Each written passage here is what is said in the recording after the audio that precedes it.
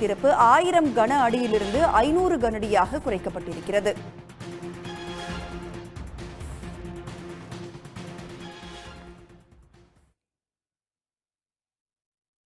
வணக்கம். மின்னல் செய்திகளை வழங்குவதற்காக நான் ராதா.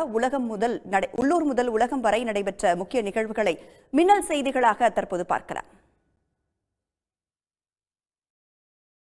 பனிக்காலம் தொடங்கியுள்ள நிலையில் லடாக்கில் உள்ள பாங்காங் ஏரி உறைந்து காட்சியளிக்கிறது. கண்ணாடி போன்று காட்சியளிக்கும் பனிக்கட்டிகள் கரையில் மோதும் அழகு காண்போரை கவர்ந்துள்ளது.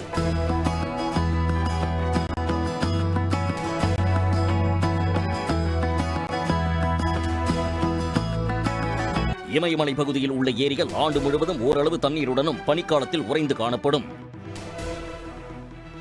கூடலூர் அருகே கூண்டில் பிடிபட்ட புலி அடர் வனப்பகுதியில் விடப்பட்டது. தேவர் சோலை பகுதியில் 6 மாதங்களாக அச்சுறுத்தி வந்த புலி வனத்துறை வைத்த கூண்டில் சிக்கியது.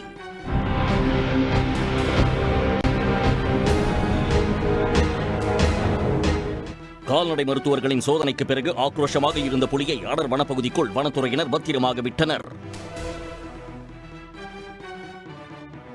ஈரோடு மாவட்டம் சத்தியமங்கலம் அருகே திம்பம் மலைப்பாதையில் கார் கவிழ்ந்து விபத்திற்குள்ளானது.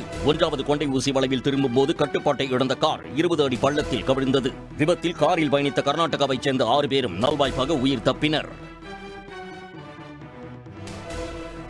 தென்காசி மாவட்டம் ஆலங்குளம் காய்கறி சந்தையில் கைவரிசை காட்டிய இளைஞரை போலீசார் தேடி வருகின்றனர். அங்குள்ள தியாகராஜ் என்பவருக்கு சொந்தமான கடைக்குள் புகுந்த அந்த இளைஞர் 75 லட்சம் ரூபாய் பணத்தை திருடிக் கொண்டு தப்பினார்.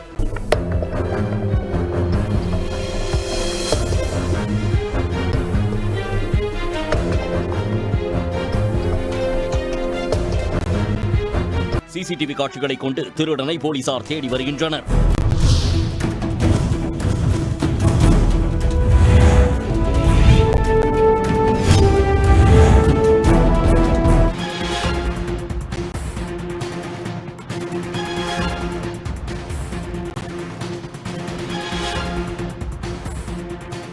டிட்வா புயல் மணிக்கு 7 கிலோமீட்டர் தூரத்தில் வடமேற்கு திசையில் நகர்ந்து வருகிறது. சென்னைக்கு 220 கிலோமீட்டர் தூரத்தில் தெற்கு திசையில் டிட்வா புயல் மையம் கொண்டுள்ளது.